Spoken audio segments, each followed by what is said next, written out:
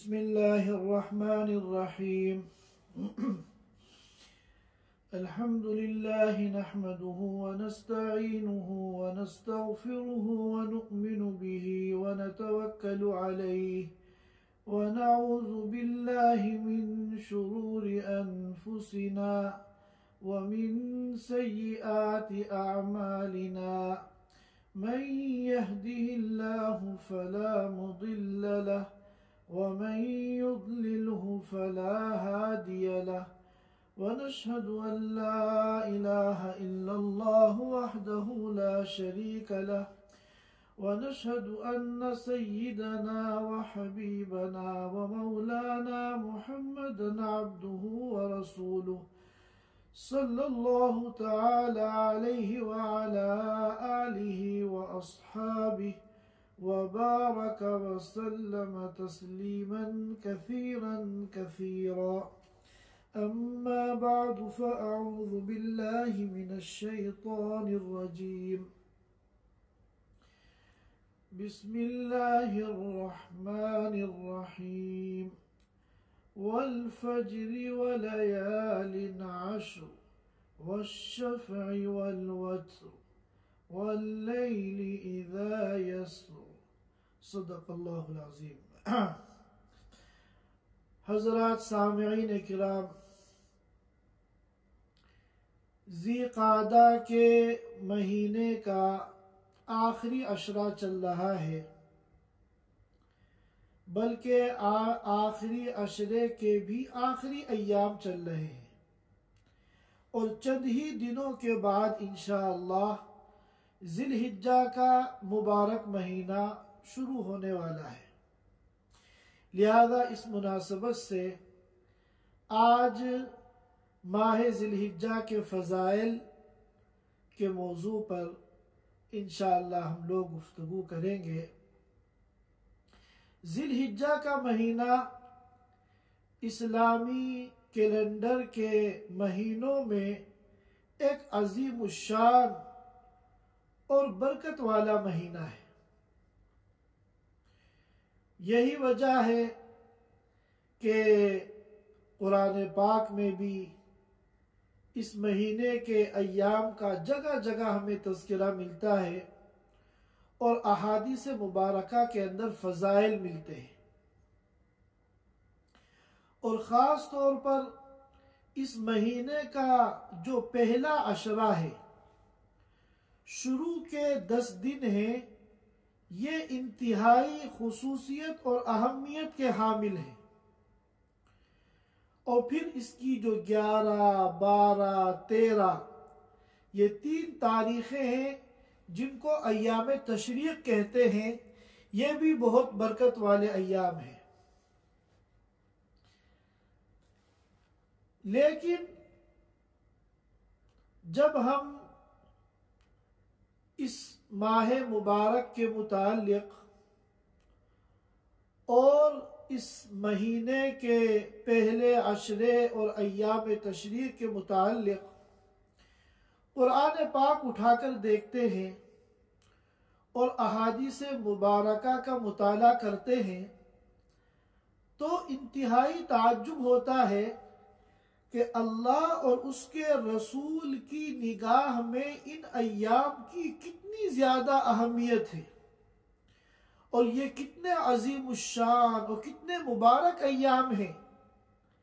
लेकिन हमारा जो रवैया है इन अय्याम के साथ, वो इंतहाई अफसोसनाक है।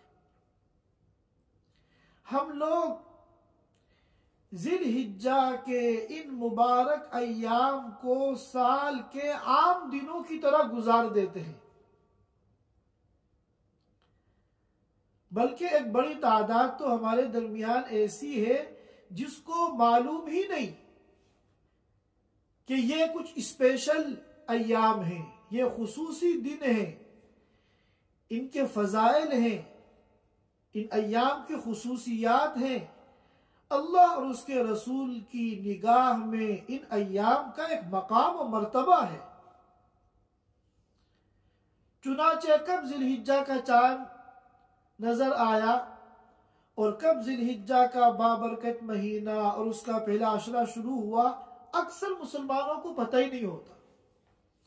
वो तो सिर्फ इस पूरे महीने की एक ही तारीख जानते हैं, और वो 10 जिलहिज्जा ईद का दिन है कि ईद के दिन छुट्टी होगी और हमें ईद को मनाना है, कपड़े पहनने हैं, ईद की खुशियां मनानी है। इस पूरे महीने के इस एक दिन के अलावा मुसलमानों की अक्सरियत दीगर अय्याम को जानती ही नहीं।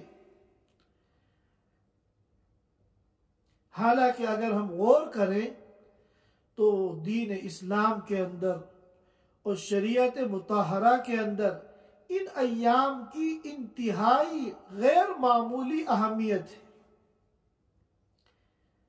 अशरा जिलहिज्जा, माह जिलहिज्जा के जो पहले 10 दिन हैं, इनकी अहमियत, खुसूसियत और फजीलत का अंदाजा आप इस बात से लगा सकते हैं कि उलमाए उम्मत के दरमियान इस मसले में इख्तिलाफ है कि रमजान का आखिर अशरा ज्यादा अफजल है या जिलहिज्जा का पहला अशरा ज्यादा अफजल है।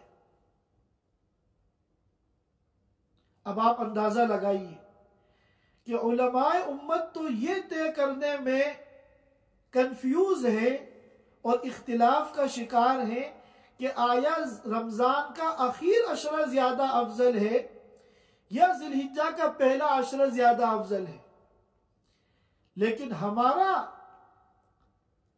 जो मामूल है वो इंतहाई अफसोसनाक है।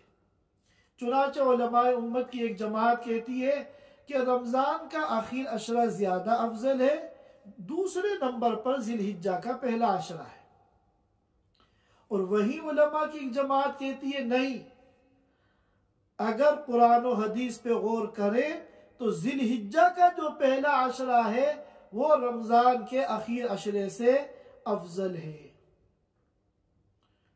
और उलमा की एक जमात ने यह फैसला किया कि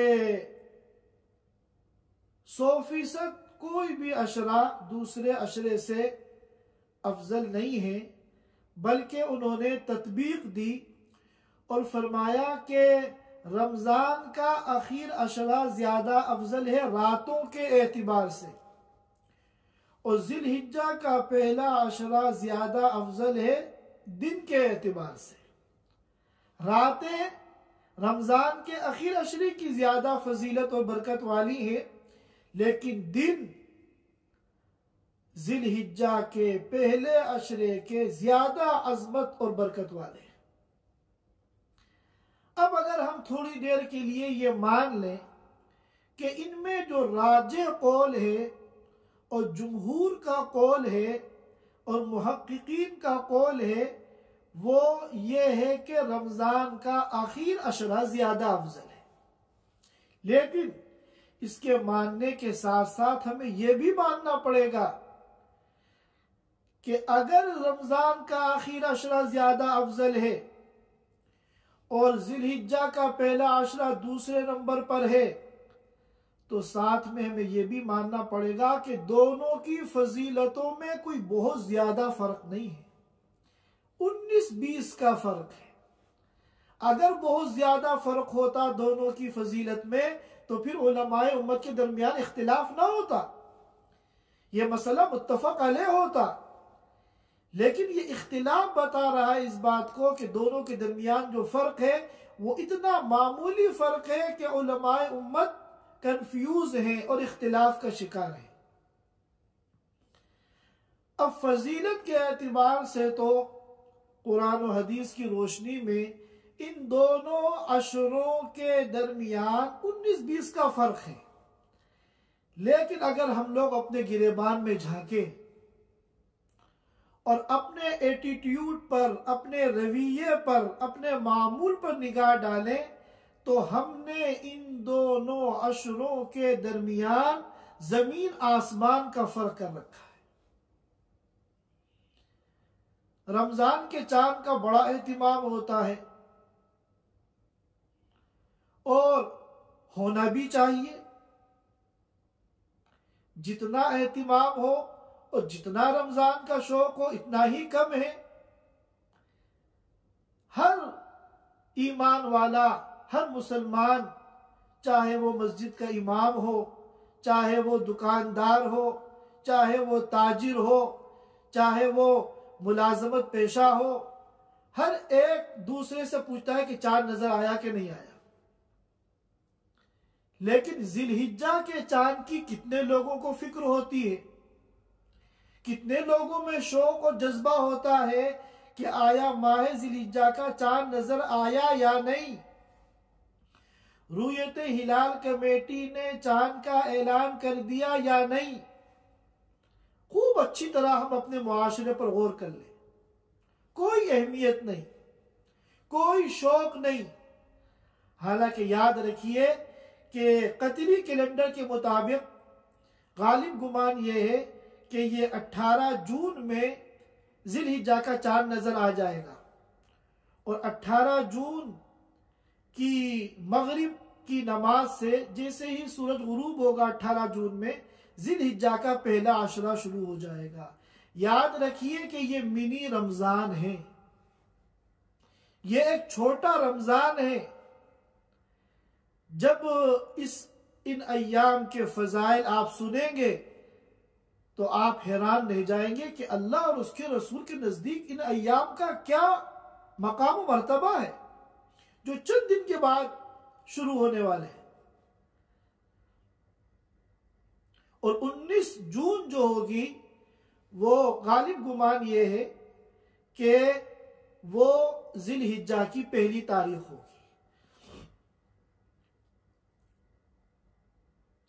अब यहां पर हमें कुरान और हदीस पे गौर करना है कि ये जो जिलहिज्जा का महीना शुरू होने वाला है बिल्कुल उसकी आमद है। अल्लाह और उसके रसूल की निगाह में इसकी क्या अहमियत है और हम लोग क्यों ख्वाब गफलत का शिकार हैं। हम क्यों हरकत में नहीं आते। रमजान आता है तो हम जैसा भी होता है टूटा फूटा मगर एहतिमाम करते हैं। आखिर अशरे में रमजान के मस्जिदें भरी हुई होती हैं। हम पूरे दिन रोजे की हालत में होते हैं।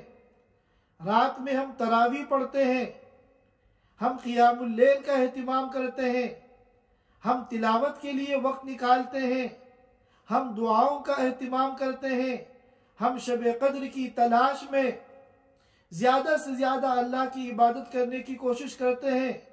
मस्जिदें नमाजों में भरी हुई होती हैं। लेकिन क्या यही सब जिलहिज्जा के पहले अशरे में भी होता है? हर एक अपने गिरेबान में झांक ले और अपने मुआशरे पे निगाह डाल ले कि जिन दो अशरों के दरमियान फजीलत के एतबार से 19-20 का फर्क है, हमने अपने अमल के एतबार से जमीन आसमान का फर्क कर रखा है। इसमें किसी का कोई नुकसान नहीं है, यह हमारा अपना नुकसान है कि अपनी आखिरत को बनाने का एक चांस और अल्लाह के तकर्रुब और अल्लाह की रजा हासिल करने का इतनी कीमती मौका हर साल अल्लाह ताला हमें देते हैं, मगर हम उसको साल के आम दिनों की तरह गुजार देते हैं। कोई तवज्जो नहीं, कोई एहतिमाम नहीं, जिलहिज्जा के आने का कोई शौक नहीं। अब इस सिलसिले की जो अहादीस मुबारका हैं उनको समझने से पहले हमें चंद इस्तिलाहात को समझना है, क्योंकि इस महीने की बाज तारीखों के लिए अहादीस मुबारका में मखसूस इस्तिलाहात इस्तेमाल की गई हैं, मखसूस अल्फाज इस्तेमाल किए गए हैं। उन तारीखों के एक नाम शरीयत ने रखे हैं और अहादीस में उन नामों को इस्तेमाल किया गया है। लिहाजा जब तक हम उन नामों को नहीं समझेंगे कि इससे कौन सी तारीखें मुराद हैं, तो जब तक हम उन अहादीस को नहीं समझ सकते। तो बुनियादी तौर पर 6 इस्तिलाहात को हमें पहले समझना है। एक तो है यौमुत तरविया, यौमुत तरविया। नंबर 2 यौमु आरफा। नंबर 3 यौमुन नहर। नंबर 4 यौमुल कर। नंबर 5 अय्यामुल अश्र। नंबर 6 अय्यामुत तशरीक। ये 6 अल्फाज हैं और शरीयत की इस्तिलाहात हैं। हमें इनको पहले समझना है उन अहादीस को समझने से पहले जो इस सिलसिले में वारिद हुई हैं। नंबर 1 यौमुत तरविया। नंबर 2 यौमु आरफा। नंबर 3 यौमुन नहर। नंबर 4 यौमुल कर। नंबर 5 अय्यामुल अश्र। नंबर 6 अय्यामुत तशरीक। यौमुत तरविया कहते हैं 8 जिलहिज्जा को। ये वो मुबारक दिन है जिसमें हुज्जाजे किराम अल्लाह के रसूल सल्लल्लाहु अलैहि वसल्लम के इत्तिबा में एहराम की 2 चादरें लपेटकर दीवानावार आशिकों की तरह मिना के लिए रवाना होते हैं। और ये जो मनासिके हज हैं, हज के अय्याम हैं, ये उनका पहला दिन है 8 जिलहिज्जा। फिर अगला दिन है यौम आरफा। ये यौमुल हज्जिल अकबर है। इसमें हुज्जाज किराम हज का रुकन आजम यानी वकूफ आरफा की अदायगी करते हैं। और ये 9 जिलहिज्जा है।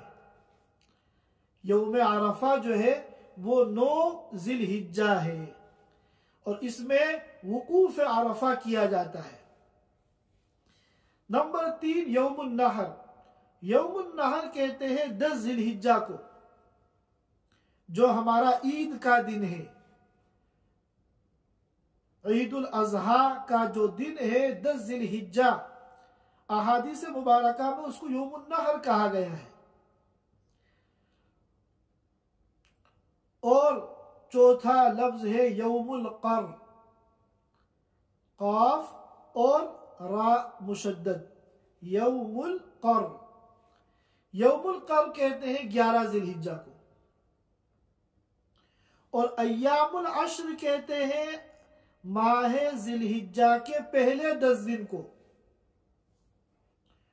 और अय्यामुत तशरीक कहते हैं जिलहिज्जा की 11, 12, 13 इन 3 तारीखों को, जिलहिज्जा के इन 3 अय्याम को 11, 12, 13 इनको अय्यामुत तशरीक कहते हैं।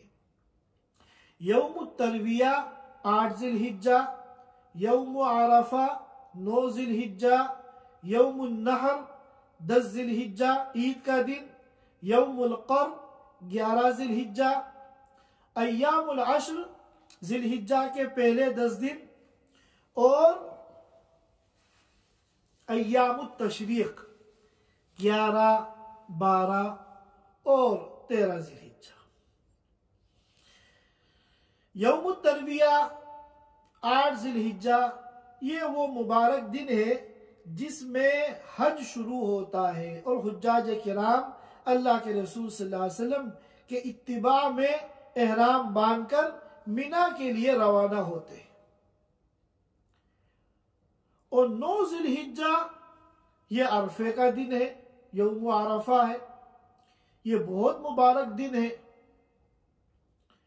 और इसकी बड़ी फजीलत अहादीस मुबारका में आई है। हुज्जाज इस दिन जोहर से लेकर गुरूब तक वकूफ करते हैं और अल्लाह के सामने खुले आसमान में खड़े होकर रो रो कर बिलक बिलक कर दुआएं करते हैं। और अल्लाह ताला के रहमत की घटाएं और रहमत की बारिशें झूम झूम कर उन पर बरसती हैं। और हदीसों में आता है कि इस दिन शैतान ऐसा लागर, कमजोर, बदहवास होता है कि साल के किसी और दिन नहीं होता, क्योंकि उसकी सारी मेहनत पर आज पानी फिर जाता है।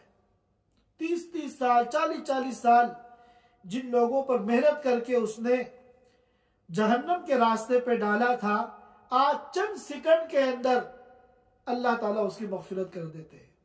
और शैतान की 40-40, 50-50 साल मेहनत के ऊपर पानी फेर दिया जाता है।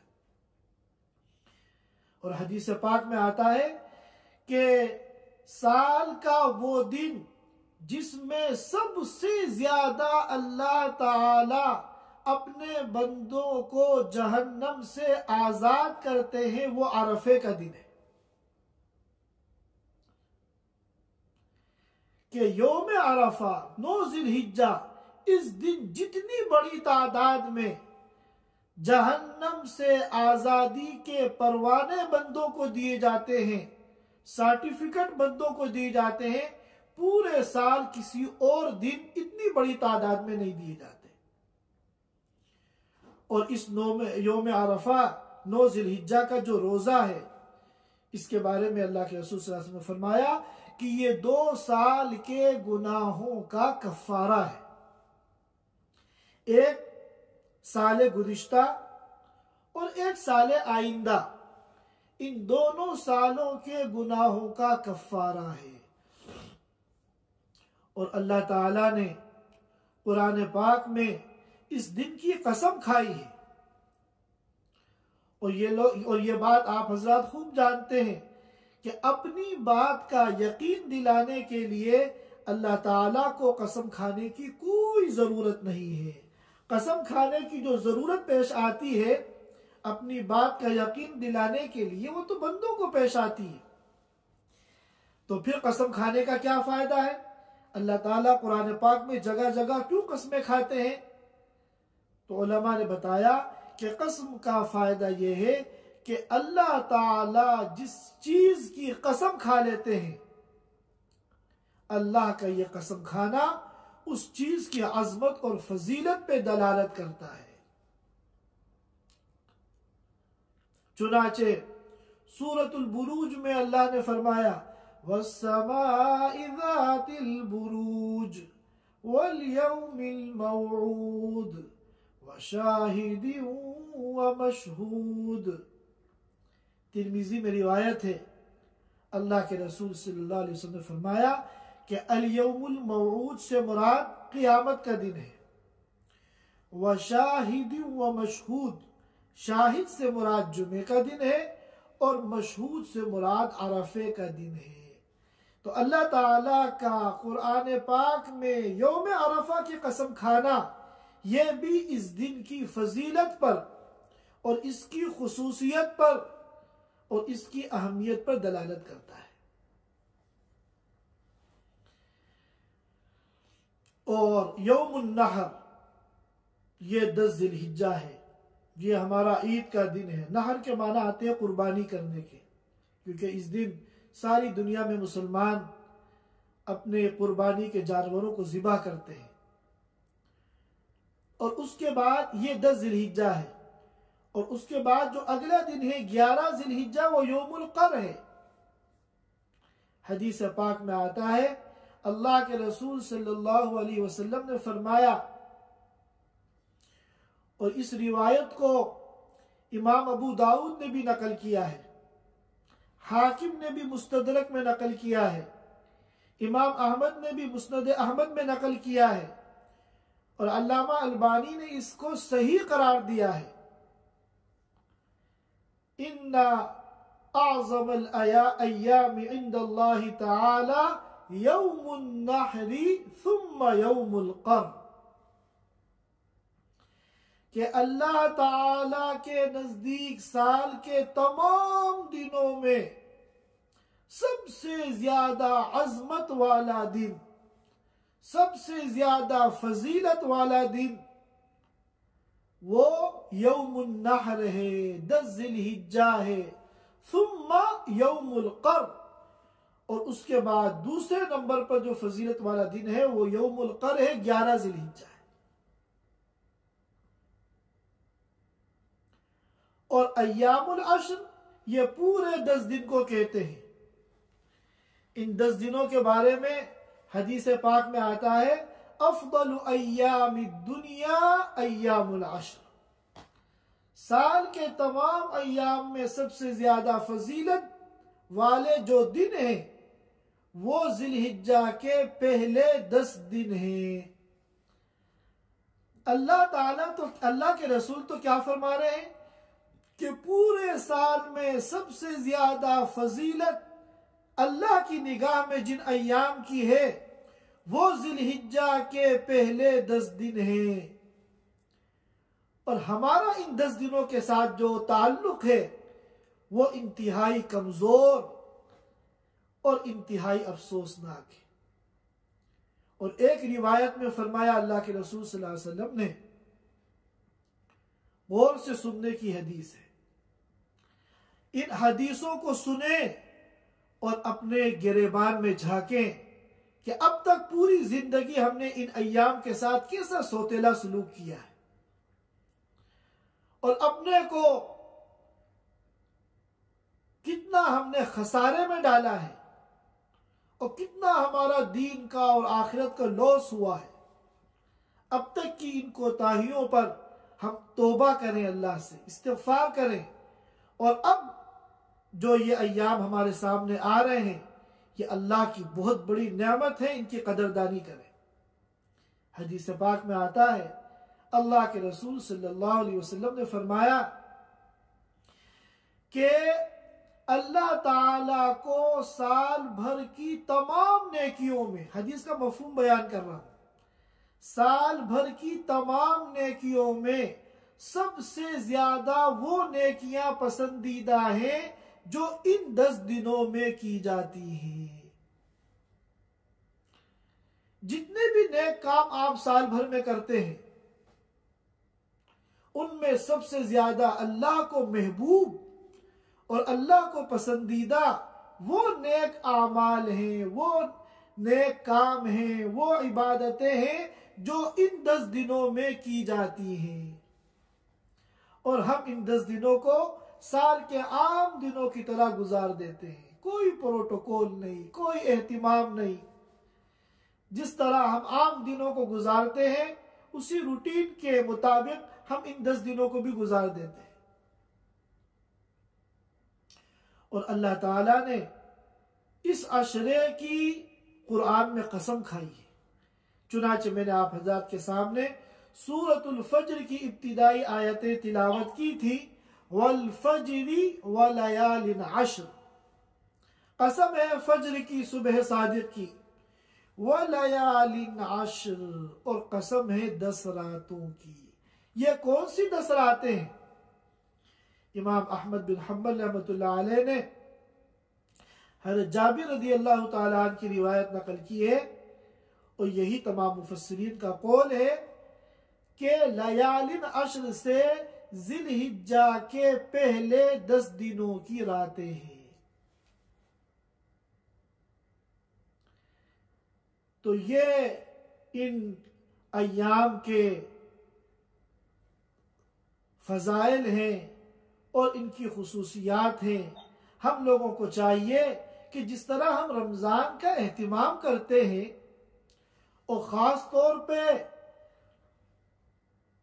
रमज़ान के आखिर अशरे का हम एहतिमाम करते हैं, ये जो अय्याम हमारे आ रहे हैं ये भी फजीलत में कम नहीं है।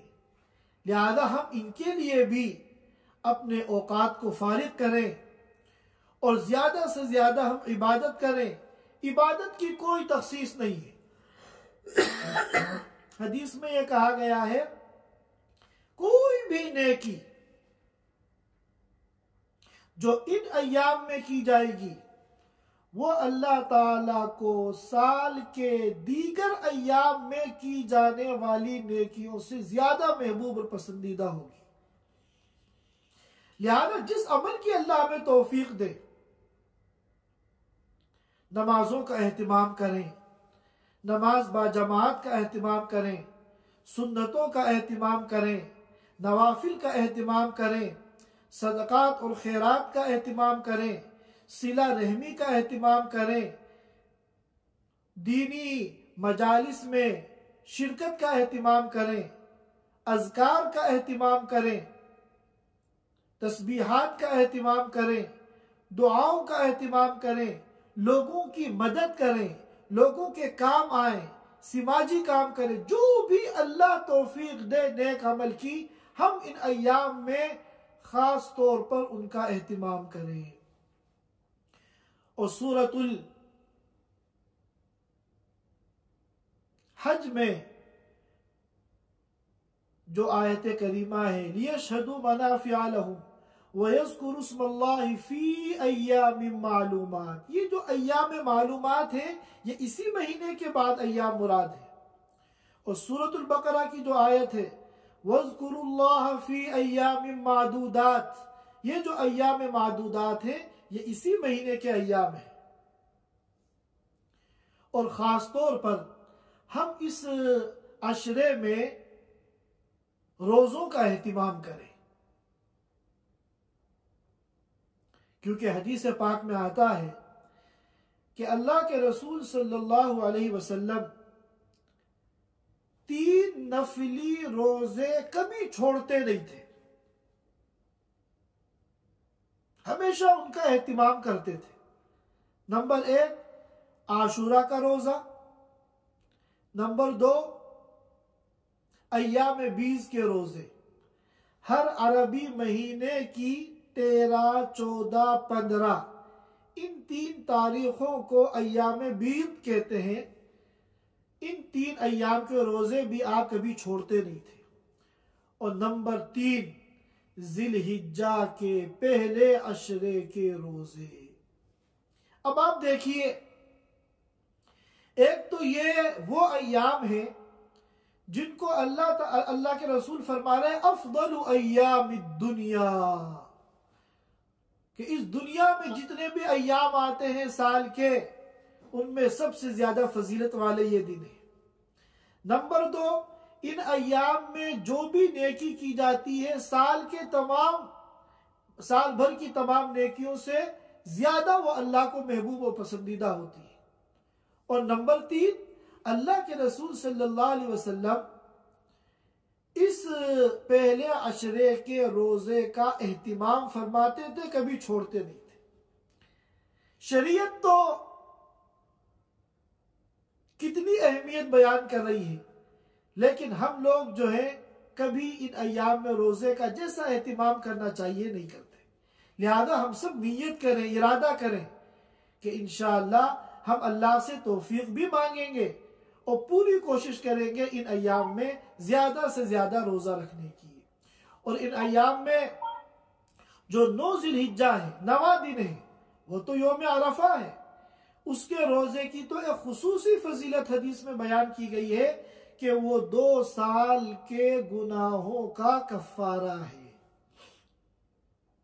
लेकिन याद रखिए एक बात, कि जब भी ये बात कही जाती है, जिलहिज्जा के पहले अशरे के रोजों का जिक्र आता है, तो याद रखिए सिर्फ 9 दिन के रोजे मुराद होते हैं, क्योंकि जिलहिज्जा का जो 10वां दिन है वो तो ईद का दिन है।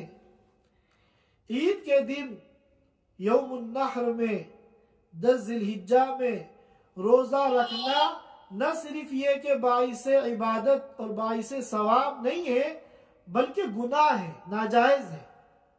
इस मसले की मैं अभी वजाहत करूंगा। अब यहां पर हमें चंद अहकाम को समझना है।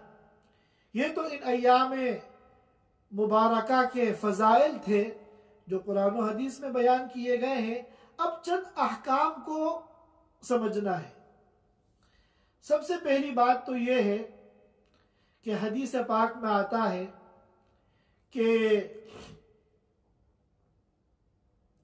जिसका कुर्बानी के दिनों में कुर्बानी करने का इरादा हो, उसको चाहिए कि जिलहिज्जा का चांद नजर आने से लेकर अपनी कुर्बानी का जानवर ज़िबा होने तक वो अपने जिस्म के नाखून और बाल वगैरह ना काटे। लिहाजा हम लोगों को चाहिए, जाहिर है कि इंशाअल्लाह अल्लाह की तौफीक से हम सभी ही कुर्बानी करेंगे। अल्लाह ने हम सबको हैसियत दी है, इस्तिताअत दी है। तो 18 जून में हम खलीजी मुल्कों की बात कर रहा हूँ, हम लोग गुरूब शम्स से पहले पहले अपने नाखून वगैरह काट लें और अपने बाल वगैरह की सेटिंग कर लें, ताकि फिर अपनी कुर्बानी का जानवर ज़िबा होने तक, चाहे वो ईद के पहले दिन हो या दूसरे दिन हो या तीसरे दिन हो, जब भी हो, जानवर ज़िबा होने तक फिर हमें नाखून और बाल काटने की ज़रूरत पेश ना आए। अब सवाल ये बाज़ लोग करते हैं कि इसमें हिकमत क्या है? नाखून बढ़ जाएंगे, बुरे लगते हैं, बाल बढ़ जाएंगे, बुरे लगते हैं, शेव बढ़ जाएगी, आदमी गैर मुहज़्ज़ब लगता है। तो आखिर अल्लाह ताला को ये हुक्म दे के अल्लाह ताला का मकसद क्या है?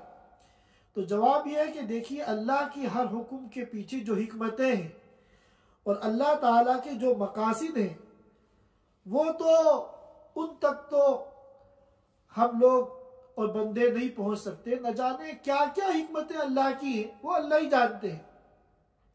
लेकिन बाज़ उलमा ने एक हिकमत ये बयान की कि अल्लाह ताला ये चाहते हैं कि ये मेरे बंदे जो किसी वजह से हज के लिए नहीं आ सके, अपने अपने मुल्कों में, अपने अपने इलाकों में हैं, जब ये कुर्बानी करें तो इनकी कुछ मुशाबहत हो जाए हाजियों के साथ। अब जाहिर है कि हाजी इन अय्याम में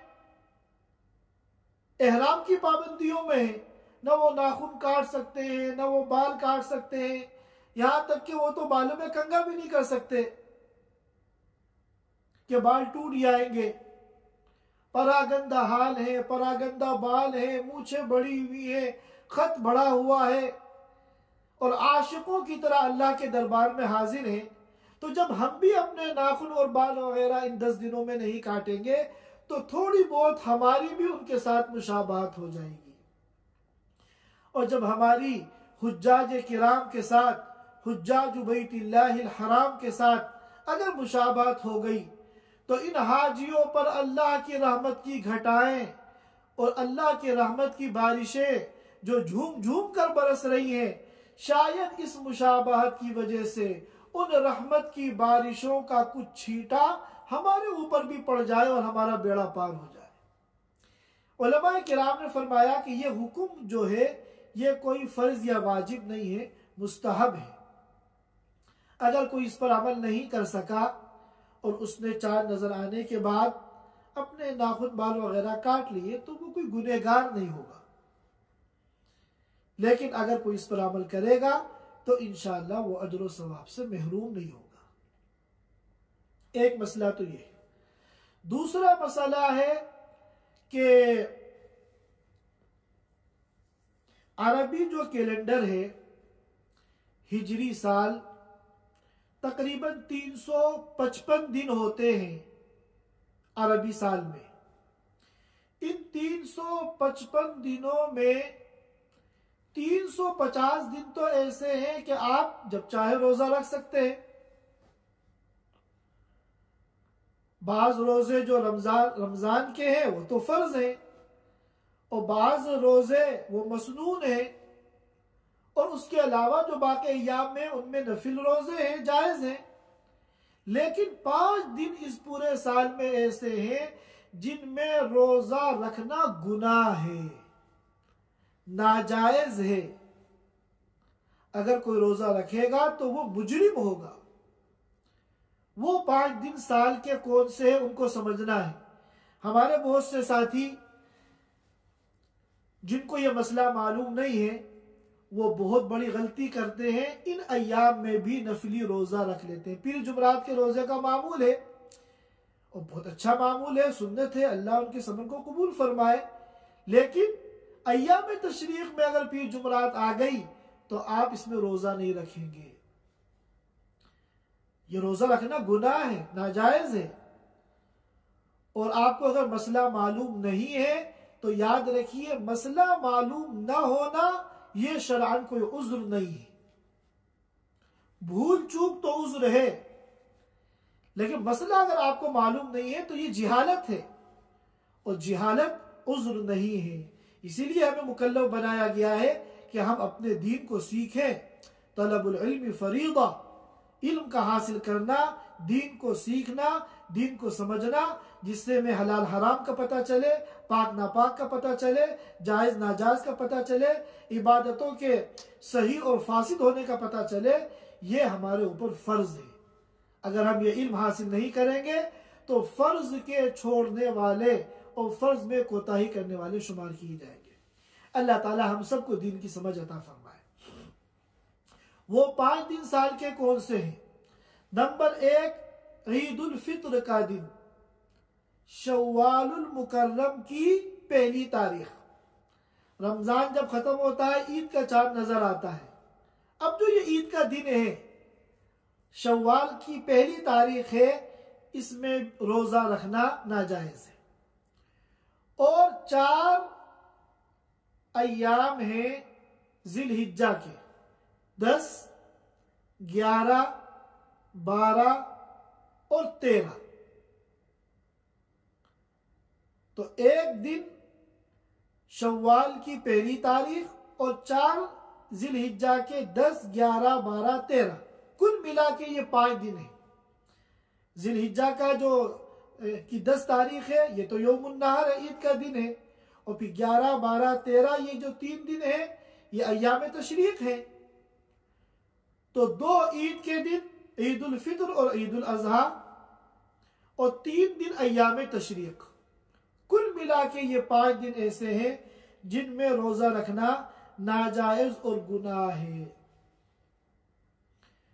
2 मसले हो गए। तीसरा मसला, ये जिलहिज्जा का जब महीना शुरू होता है तो एक खास जिक्र इन अय्याम में मशरूअ है, और जिक्र ही का हुक्म दिया गया है कुरान की आयतों में। लियशहदू मनाफिअ लहुम व यज़कुरु स्मल्लाहि फी अय्यामिन मादूदात। और जिक्र ही का हुक्म दिया गया है सूरतुल बकरा की इस आयत में, वज़कुरुल्लाह फी अय्यामिन मादूदात। तो वो जिक्र क्या है? वो तकबीर तशरीक है। अल्लाहु अकबर, अल्लाहु अकबर, ला इलाहा इल्लल्लाह, वल्लाहु अकबर, अल्लाहु अकबर, वलिल्लाहिल हम्द। बाज़ रिवायतों में शुरू में 3 मरतबा अल्लाहु अकबर है। अल्लाहु अकबर, अल्लाहु अकबर, अल्लाहु अकबर, ला इलाहा इल्लल्लाह, अल्लाहु अकबर, अल्लाहु अकबर, वलिल्लाहिल हम्द। ये जो तकबीर तशरीक है, इसकी 2 किस्में हैं। एक तो है तकबीर मुतलक और एक है तकबीर मुक़य्यद। तकबीर मुक़य्यद क्या है? 9 जिलहिज्जा जो अरफे का दिन है, तो यौम अरफा की फजर से लेकर 13 जिलहिज्जा की असर तक हर नमाज के बाद तकबीर तशरीक पढ़ना ये वाजिब है। मर्द जोर जोर से पढ़ेंगे और औरतें आहिस्ता पढ़ेंगी। वाजिब दोनों पर है, मर्दों पे भी है, औरतों पे भी है। कब शुरू करेंगे? 9 जिलहिज्जा की फजर से, और कब तक? 13 जिलहिज्जा की असर तक। 13 जिलहिज्जा की असर की नमाज के बाद आखिरी मर्तबा तकबीर तशरीक पढ़ी जाएगी। ये तो मुक़य्यद है। और मुतलक ये है कि इन अय्याम में जिलहिज्जा का चांद नजर आने से लेकर आखिरी अय्याम तशरीक तक, यानी 13 जिलहिज्जा के गुरूब तक, इन अय्याम में कसरत से चलते फिरते उठते बैठते इस तकबीर को पढ़ना है। अल्लाहु अकबर, अल्लाहु अकबर, ला इलाहा इल्लल्लाह, वल्लाहु अकबर, अल्लाहु अकबर, वलिल्लाहिल हम्द। इसमें भी हम लोग बड़ी कोताही करते हैं। उलमाए किराम ने फरमाया कि ये सुन्नत महजूरा है, ये एक ऐसी सुन्नत है जिसको उम्मत ने छोड़ दिया और उम्मत इस सिलसिले में बड़ी कोताही करती है। लिहाजा हम लोग एहतिमाम करें, इरादा करें कि इंशाअल्लाह जिलहिज्जा का चांद नजर आने से लेकर 13 जिलहिज्जा के गुरूब तक हम कसरत से तकबीर तशरीक पढ़ेंगे। जब भी हम घर में दाखिल हो जोर जोर से पढ़ें ताकि हमारे घर वालों को भी याद आ जाए और वो भी फिर तकबीर तशरीक पढ़ें। हमारे बच्चों को भी याद आ जाए, हम उनको मसला बताएं, उनको समझाएं, घर के एक एक फर्द को कि देखो इन अय्याम में जब भी याद आए हमें कसरत से तकबीर तशरीक पढ़नी है।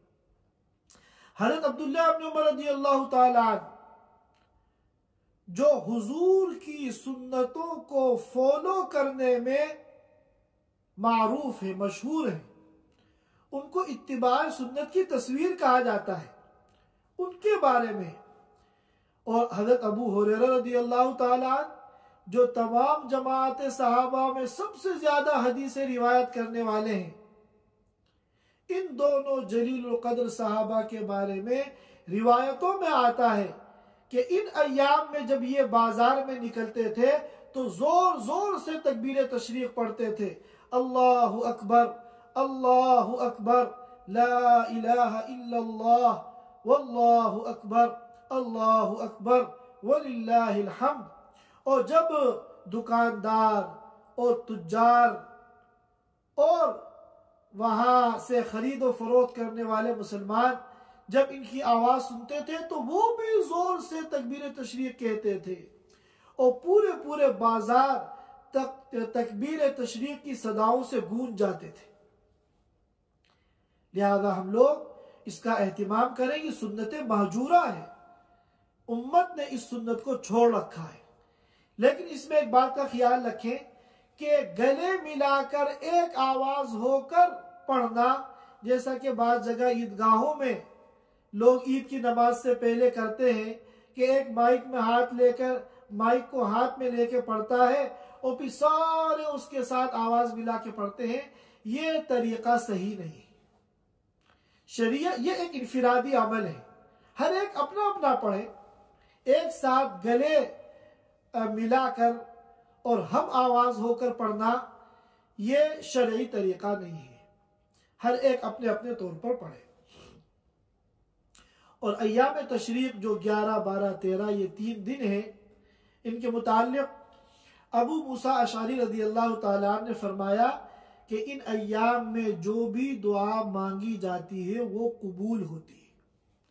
ये खास जिक्र के और दुआओं के अय्याम है, इनको गफलत में न गुजारें, लाउबालीपन में न गुजारें, बल्कि इन अय्याम की कदर करें, इनकी अहमियत को पहचानें और ज्यादा से ज्यादा अल्लाह का तकर्रुब हासिल करने की, अल्लाह की रजा हासिल करने की कोशिश करें।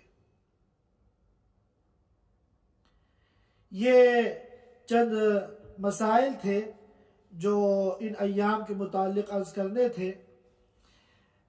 हज़रत इक्रिमा रज़ियल्लाहु ताला अन्हु फरमाते हैं कि ये जो अय्याम तशरीक हैं, जाहिर है ये जिक्र के अय्याम हैं और दुआओं के अय्याम हैं।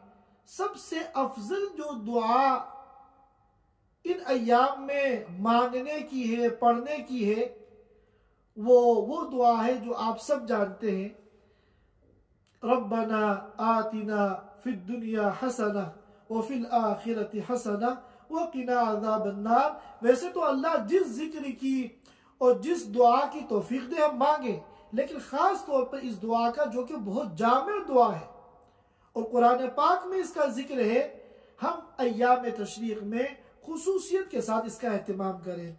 गालिबन हज़रत इक्रिमा रज़ियल्लाहु ताला ने जो हज़रत इक्रिमा ने जो ये बात कही है वो कुरान पाक की सूरह बकरा की इन आयतों से उन्होंने अख्ज़ की है, क्योंकि कुरान पाक में मनासिक हज, अरकान हज से फारिग होने के बाद इस दुआ का अहमियत के साथ तज़किरा किया गया है। फ़इज़ा क़ज़य्तुम मनासिककुम फ़ज़्कुरुल्लाह, कि जब तुम मनासिक के हज पूरे कर लो, अरकान हज से फारिग हो जाओ, तो अल्लाह का जिक्र करो।